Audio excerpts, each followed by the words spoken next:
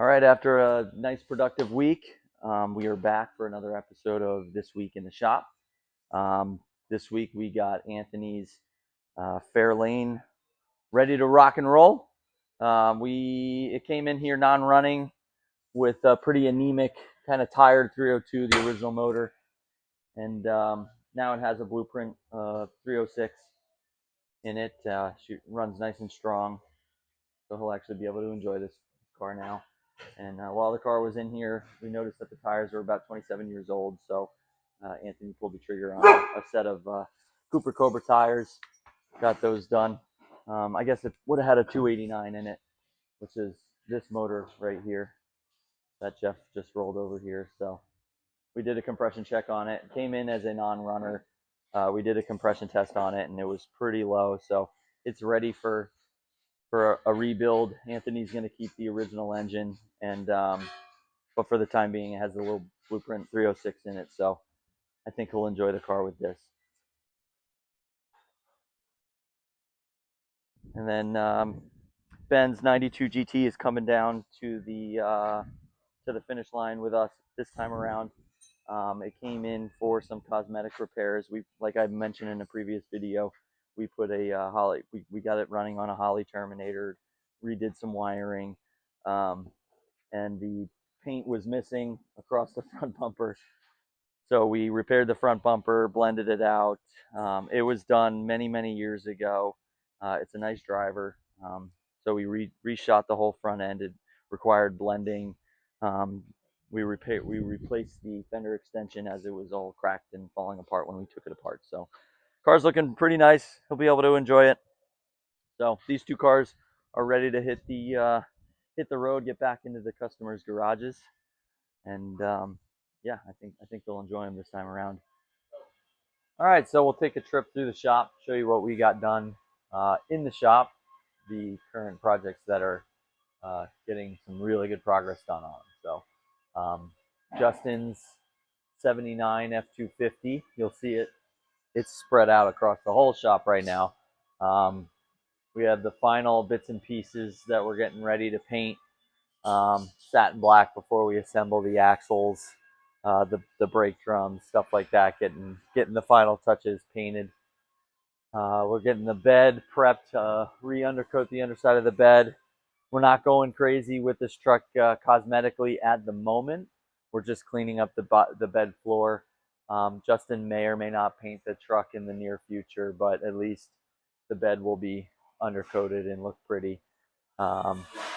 Steve's 67 Chevelle this week got all the black accents done, taillight panel, taillights. We went ahead and we blacked out the rockers. It's a little detail that we've done a few times before, kind of hides the pinch weld so that it goes from body color to the rocker molding, and then the pinch weld kind of hides into the chassis.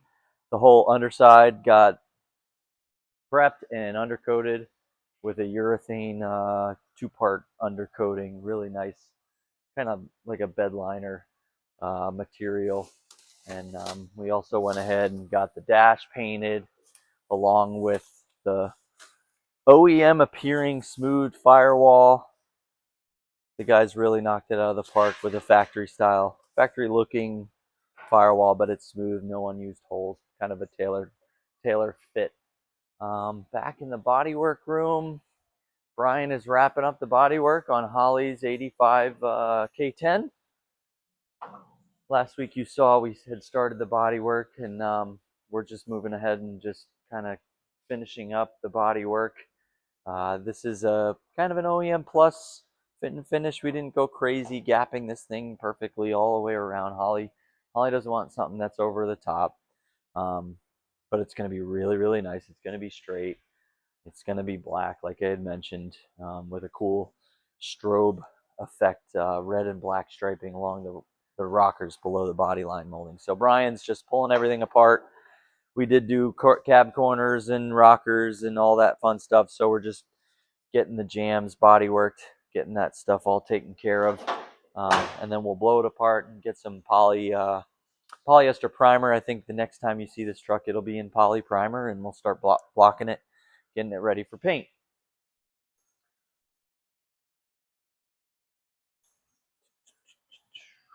And then over here in the metal fab area, Steve's 87 F-150 is up on the lift, and I'm getting the what we call Lightning style exhaust based off of the second gen Lightning, where the two pipes come out in front of the rear tire.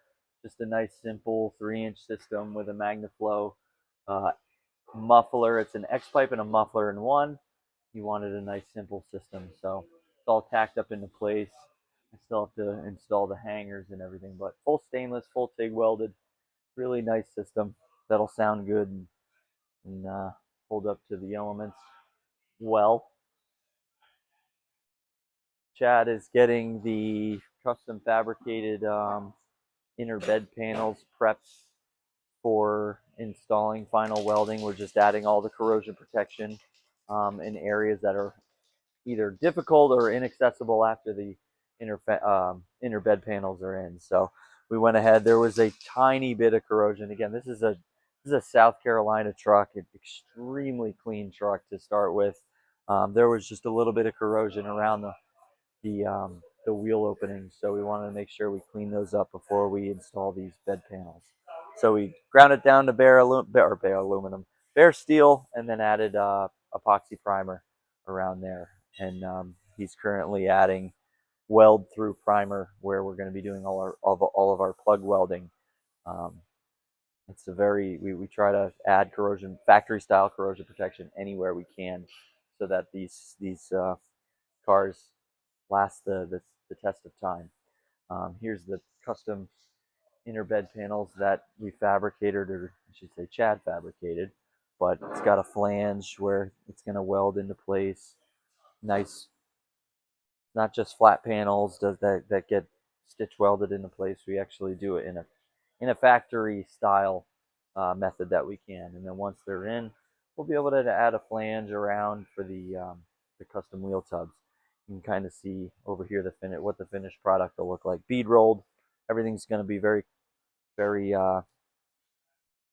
nice and proper, and we put a lot of thought into the design of the bead rolls and everything. Make sure that everything makes sense together.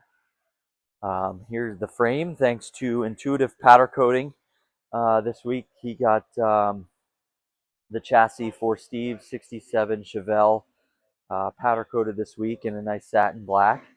So now that this is back, we can install it. We have a full Hotchkiss suspension going back in this thing.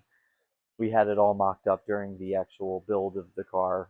We try to go pretty far in mock up, so it was all mocked up. Now we just got to clean it up and put it together for good. So hopefully, probably in the next 2 weeks, the body will be back down on the chassis. We'll probably end up wet sanding and buffing the body before it goes back down on the chassis. That's a very messy process, so if we can keep them apart, buff it, clean it, put it together after it's done, it'll be a nicer product in the end. Joe is wrapping up the mini tub install. We were able to push the flange in about 1.5 inches. Again, these Novas they're pretty small cars. They're pretty narrow, so you can't go too crazy. And he already has I think it's a Heights suspension already installed in this.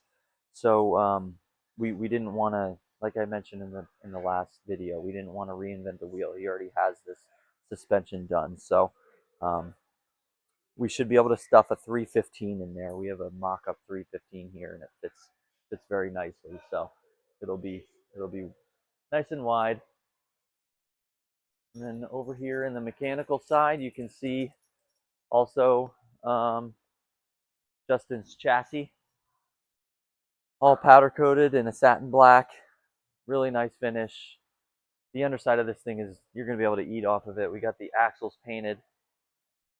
The transfer case right here, that's going to be prepped and painted along with the final parts for the axles. Make everything nice and clean. We also, here's the engine, the Blueprint 427 Windsor. That's all painted in Ford blue. It's got the retro style valve covers, power by Ford valve covers, to give it that nice sleeper look. When he pops the hood, it's going to look like just a old pickup truck, nice clean old pickup truck, but this thing makes like 540 horse, so she's going to scoot along really well. And then Jeff's 66 C10 is a little more than halfway through the LS swap. We got the motor painted like it showed last week. Got it painted, and Matt's got it going together real nicely. We got the wiring in. We got the grommet in the firewall for the Holley Terminator. We're putting Tesla or an iBooster setup from Retro Innovations in, so now this truck will have it'll have power brakes. So it stopped well before. It has 14-inch Wilwoods, but you did have to put a little bit of effort into it. So now with that electric booster, it's gonna stop no problem. And then we ended up finishing up this week Justin's floor pans.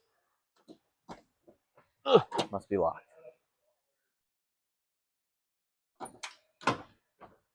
So we repaired the floor pans. We replaced the two pans. A little dark over here, you can't see too much, but we replaced the two pans. Like I had mentioned, there was some pitting you could see. So now's the time to do it. So Jack went ahead and replaced the floor pans on the driver's side and passenger side. And the next stop, it will be undercoating the underside along with the bottom of the bed. So once that's done, the cab and bed can go back on the truck for good. And this truck is completely rust free and ready for the final stages of assembly.